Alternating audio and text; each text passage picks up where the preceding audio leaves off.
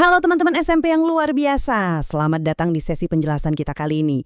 Nah, hari ini kita nggak cuma mau bahas teori ngebosenin dari buku teks, kita bakal coba mecahin sebuah teka-teki raksasa bareng-bareng.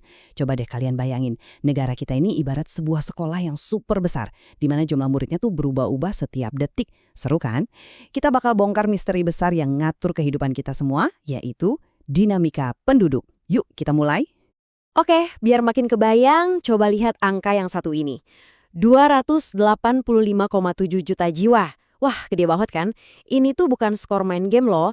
Ini adalah proyeksi jumlah penduduk Indonesia di tahun 2025 nanti. Ratusan juta orang hidup, belajar, dan beraktivitas di atas tanah yang sama setiap harinya. Benar-benar kerumunan yang luar biasa besar. Terus kalian mungkin mikir, gimana caranya kita bisa tahu angka raksasa itu? Nah, kita dapatin data itu lewat yang namanya sensus penduduk. Kalau kita bandingin nih sama negara-negara lain, Indonesia itu ada di peringkat keempat negara dengan jumlah penduduk paling banyak di seluruh dunia. Posisi pertama ada India, terus Tiongkok, Amerika Serikat, baru deh kita. Jadi, kita ini emang salah satu kerumunan manusia terbesar di planet bumi. Dan pastinya, angka ratusan juta ini nggak pernah diam, selalu naik turun setiap saat. Masuk ke bagian pertama, misteri perubahan jumlah penduduk.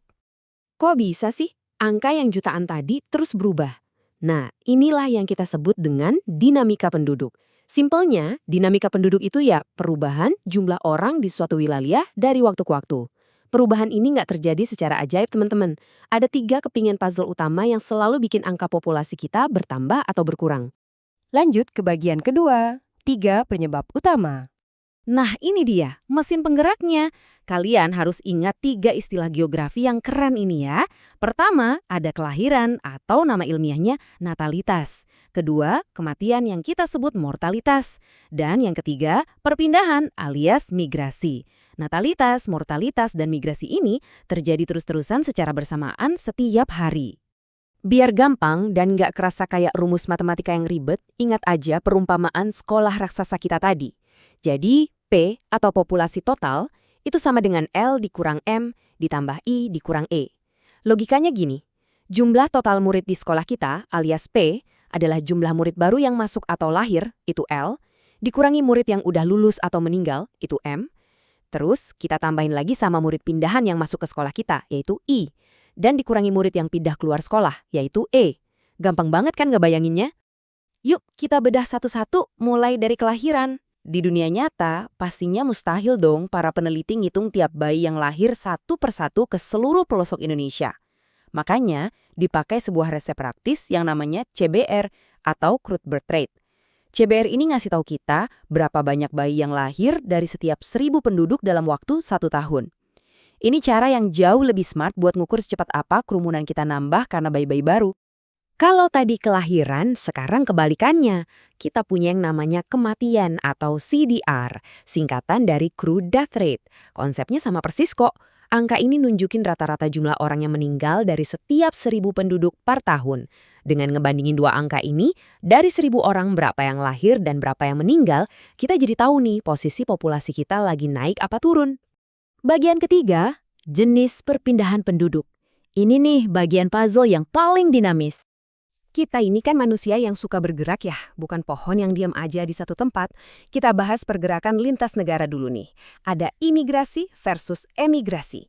Cara paling gampang ingetnya, lihat aja huruf depannya. I pada imigrasi itu ibarat kata M dalam bahasa Inggris yang artinya masuk. Jadi ini orang luar negeri yang masuk dan menetap di Indonesia. Kalau E pada emigrasi itu kayak exit atau keluar. Artinya penduduk Indonesia yang pindah ke luar negeri buat menetap di sana. N buat masuk, exit buat keluar. Jelas banget kan? Tapi tunggu dulu, kadang orang yang udah pergi jauh tuh bisa kangen rumah juga. Misalnya ada yang udah emigrasi ke luar negeri, bertahun-tahun kemudian pengen pulang kampung. Buat kasus muter balik kayak gini, kita punya istilah khusus, remigrasi. Jadi, remigrasi itu perpindahan dari Indonesia ke luar negeri, terus akhirnya balik pulang lagi ke Indonesia. Nah, pergerakan paling gede justru terjadi di dalam negeri kita sendiri loh. Ada 2 istilah penting yang beda banget, urbanisasi dan transmigrasi. Urbanisasi itu kalau orang pindah dari desa ke kota besar buat cari kerja atau sekolah. Kalau transmigrasi, itu adalah program khusus pemerintah buat mindahin penduduk dari pulau yang udah padat banget kayak Jawa atau Bali ke daerah yang masih sepi penduduk, kayak Kalimantan atau Papua. Kita masuk ke bagian keempat, mengenal piramida penduduk. Masih semangat kan? Oke, gimana ya caranya ilmuwan bikin gambaran dari 285 juta orang? Biar gampang dipelajari, coba bayangin kita ngumpulin semua orang Indonesia di satu lapangan super luas. Terus kita barisin nih, yang bayi paling depan, di belakangnya anak-anak, remaja, dewasa, sampai kakek nenek di barisan paling belakang. Abis itu barisannya dibelah dua, laki-laki di kiri, perempuan di kanan. Susunan umur dan jenis kelamin ini kalau digambar bentuknya bakal mirip banget sama bangun ruang piramida. Kalian tahu nggak, bentuk piramida ini bisa ngasih tahu kita soal masa depan suatu negara. Ada 3 bentuk nih. Pertama, piramida muda atau ekspansif. Bawahnya lebar banget, yang artinya banyak bayi lahir dan negaranya didominasi anak muda. Kedua, piramida dewasa atau stasioner. Bentuknya agak lurus, berarti angka kelahiran dan kematiannya seimbang. Ketiga, piramida tua atau konstruktif. Bawahnya malah nyempit, artinya dikit banget bayi yang lahir dan negaranya didominasi orang tua. Tebak, Indonesia yang mana? Yap, kita masih ada di tipe piramida muda yang ekspansif. Bagian kelima, solusi mengatasi masalah. Ngurusin jutaan warga apalagi banyak anak mudanya tentu bukan urusan gampang. Fasilitas sekolah, rumah sakit, sampai lapangan kerja harus siap. Nah, coba posisikan diri kalian sebagai pemimpin masa depan nih. Kira-kira bagaimana cara mengatasi permasalahan dinamika penduduk ini? Kebijakan apa yang harus dibuat supaya ratusan juta orang ini hidup sejahtera dan nggak numpuk di ibu kota aja? Tenang, ada 3 solusi utama buat masalah ini. Pertama, pemerataan pembangunan. Jalan tol, mal, atau rumah sakit bagus itu jangan cuma dibangun di kota besar, tapi juga di desa-desa dan luar pulau, biar orang nggak harus urbanisasi cuma buat sukses. Kedua, lewat program KB atau keluarga berencana. Ini penting banget buat ngatur jarak kelahiran supaya keluarga makin sejahtera. Dan yang ketiga, ini nih yang lagi kalian lakuin sekarang, meningkatkan kualitas pendidikan.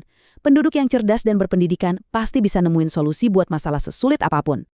Wah, nggak kerasa kita udah sampai di bagian ke-6, waktunya kuis interaktif.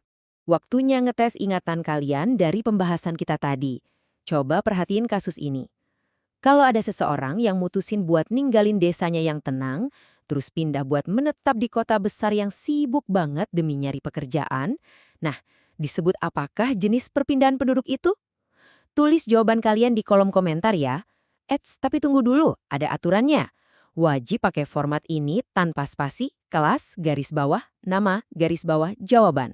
Contohnya gini, 8A garis bawah Andi, garis bawah jawaban kalian. Pastiin formatnya benar supaya guru kalian gampang nilainya.